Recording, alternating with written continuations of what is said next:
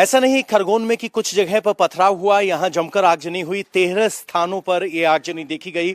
इसमें से एक घाटी मोहल्ला भी है। ये ऑटो यहां पार्क था, इसको जला दिया गया है। गौर करने वाली बात यह है कि ऑटो पर ओम लिखा है, ओम का निशान है। ये ऑटो जला दिया गया है। यहाँ एक एक्टिवा थी, एक बाइक थी, वो जला दी गई है। और यहाँ से पथराव होते होते आगे बढ़ना शुरू हुआ।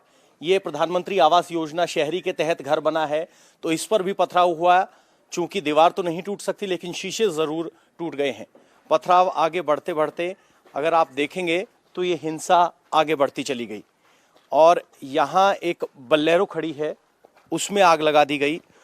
और ये जो आप पत्थर देख रहे हैं, यहाँ कोई पथराव के बाद की स्थिति है। चूंकि यहाँ पत्थरों की कमी नहीं थी, यहाँ मकान बन रहा है, यहाँ ईंट उपलब्ध थी, इन्हीं ईंटों का इस्तेमाल किया गया और लगातार यहाँ पथराव हुआ।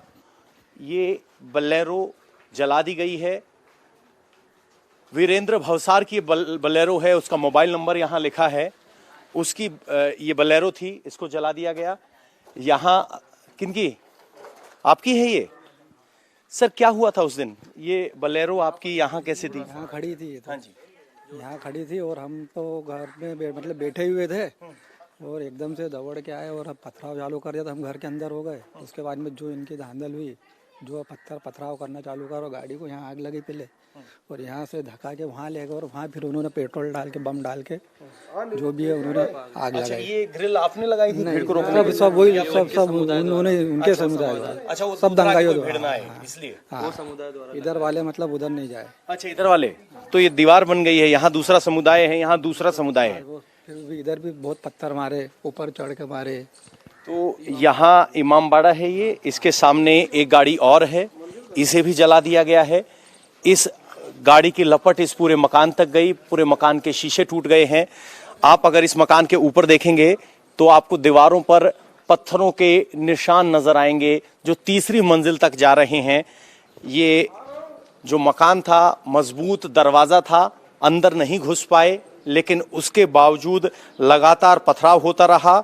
और ये आप जो शीशा देख रहे हैं, ये काफी मोटी क्वालिटी का लेमिनेटेड शीशा है जो ऊपर यहाँ ग्रिल पे लगाया गया था, वो टूट गया है। यहाँ लगातार पथराव हुआ।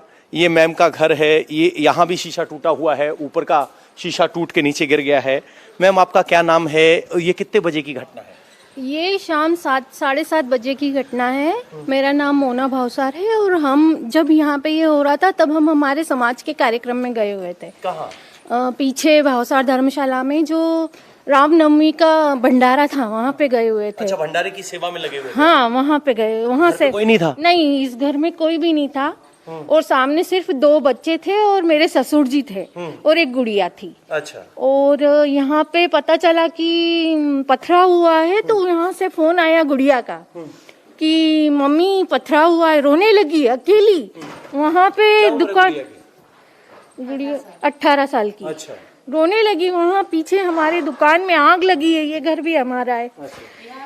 और ऐसे ही हमने कुछ खाया भी नहीं और उठे फटाफट से। यहाँ आ भी नहीं सकते थे क्योंकि पथराव हो रहे थे। यहाँ पे पेट्रोल पंप भी, वहाँ हमारी दुकान जलाई गई। वहाँ पे हमारे बच्चे 2 थे, गुड़िया थी और हमारे ससुर जी। कैसे उन्होंने ऐसे ऐसे दरवाजा अंदर घुस गए थे, यहाँ तक घुस गए थे, लूटपाट यहाँ तक। ये वाला, हाँ हाँ, सामने भी हमारा है, ये भी हमारा है।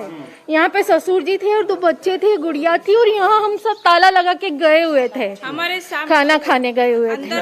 पूरा बच्चे ऐसे बच्चों ने रोका लेकिन नहीं, वो अंदर घुस गए। लेकिन फिर बच्चे भगे वहाँ पे। भी ले गए हैं, भांजी की शादी का रखा हुआ। अच्छा, आपकी भांजी की शादी थी? हाँ, उसका सामान था रखा हुआ।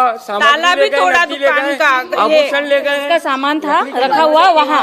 गुड़िया ने पुलिस को फोन लगाया लेकिन पुलिस भी नहीं आई यहाँ पे।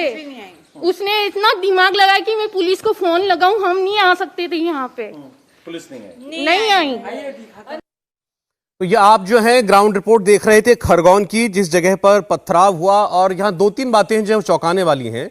जो ग्राउंड पर जाकर ही पता चला कि जहां से शोभा यात्रा निकली उस जगह को तो छोड़ दे, वहां जहां कोई कार्यक्रम ऐसा नहीं था उन मोहल्लों में जाकर के भी आगजनी हुई, उन मोहल्लों में भी गाड़ियां जलाई गईं, पथराव किया गया, मकान तोड़े गए। ये आपने अभी रिपोर्ट में खुद देखा है। और इसके अलावा वो ऐसे मकान वहां दिखाई दिए जो लोग छोड़कर जाना चाहते हैं, लिख दिया अपने घर के बाहर ये मकान बिका हुआ है, हम नहीं रहेंगे। ऐसी कई अखबारों में रिपोर्ट छपी है कि वहां पर लोग ये कह रहे हैं कि अब हम वापस अपने घर में नहीं जा सकते, हम अब उस जगह पर नहीं रह सकते जहां पर हमारा पड़ोसी हमारा दुश्मन बन गया हो। अब सवाल यह है कि इसका जिम्मेदार कौन है। ओवैसी साहब आजकल हर उस राज्य में घूम रहे हैं जहां जहां पर भी रामनवमी के दिन वारदातें हुई हैं। सारंग साहब से शुरुआत करना चाहता हूं।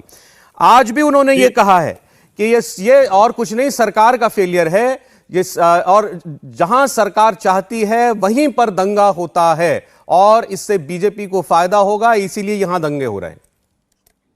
देखिए, इससे ज्यादा दुर्भाग्यपूर्ण क्या होगा कि लोकसभा में जिस व्यक्ति को वहां की जनता ने चुनकर भेजा है वो इतना गैर जिम्मेदाराना बयान दे रहे हैं। सौरभ भैया, चाहे आप किसी भी राजनीतिक व्यक्ति की बात करें, यदि हमारी सरकार प्रदेश में है तो हम दंगा क्यों करवाएंगे? और यदि हमें दंगा कराना है तो फिर हम केवल एक ही जगह क्यों करवाएंगे? रामनवमी के जुलूस तो पूरे प्रदेश में निकले।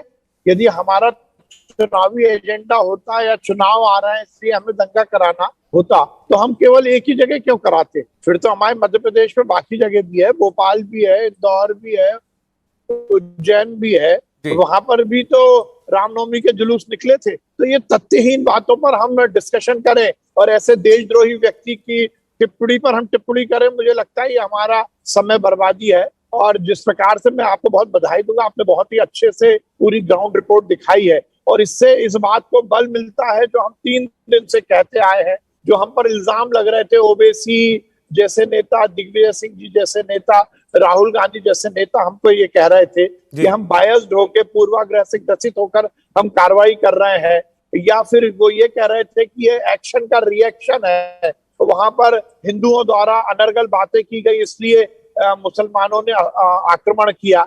ये सब बातें आपकी ग्राउंड रिपोर्ट से गलत साबित हुई है। ये सुनिश्चित हुआ है कि ये एक्शन का रिएक्शन नहीं था किसी भी रामनवमी के। आपके ही चैनल पर मैंने कल इस बात को बहुत ताकत के साथ रखा था कि रामनवमी के जुलूस में किसी भी तरह की अनर्गल बात या अनर्गल स्लोगन नहीं था और वहां पर शांतिपूर्ण ढंग से रामनवमी का जुलूस निकल रहा था। उस पर जबरदस्ती हमला हुआ और उसी पर हमला नहीं हुआ, उससे लगे हुए और स्थानों पर भी हमला हुआ जहां पर रामनवमी का जुलूस नहीं निकल रहा था। बात बिल्कुल, ये तो हमारे रिपोर्टर ने जो वहां से भेजा है पवन ने, बिल्कुल साफ है। वो 2 किलोमीटर दूर शोभा यात्रा जा रही है और मोहल्लों में आग लगाई जा रही है। मैं आधा सेकंड में अपनी बात पूरी करूंगा। मैं ये कहना चाहता हूं कि इससे ये बात इंगित होती है कि इस देश में तथाकथित, चाहे वो मुल्ला मुलायम सिंह हो या मियां दिग्विजय सिंह हो, वो इस देश की आबो हवा को बिगाड़ने के लिए लगातार अनर्गल बातें करते हैं। धर्म विशेष के लोगों को तुष्टीकरण के कारण हिंदुओं को नीचा दिखाने की कोशिश करते हैं और उसी का परिणाम है। देखिए, ये घटनाएं ऐसे ही नहीं हो जाती। ये घटना केवल त्योहार पर नहीं हुई है, ये घटना कहीं ना कहीं ऐसे नेताओं ने जो सालों तक ऐसे विध्वंसकारियों को संरक्षण देने के बयान दिए हैं उसके कारण हुई है। ठीक। अब इसकी तो तह में जाना आपकी सरकार की भी जिम्मेदारी है। आपको हमारी सरकार कौन है इसके पीछे? हमारी सरकार पूरी जांच कर रही है और मैं आपके चैनल के माध्यम से ये सुनिश्चित कर रहा हूँ कि मध्य प्रदेश में रूल ऑफ लॉ है। यहाँ पर किसी भी दंगाई को दंगा करने की ना अनुमति मिलेगी और यदि किसी ने ऐसी हरकत की तो उसको हम निश्चित रूप से जेल के पीछे पहुंचाएंगे और उसको सजा भी देंगे। इंडिया टीवी हर वक्त हर जगह डाउनलोड करने के लिए सर्च करें India TV news Google play store या ऐप स्टोर पर।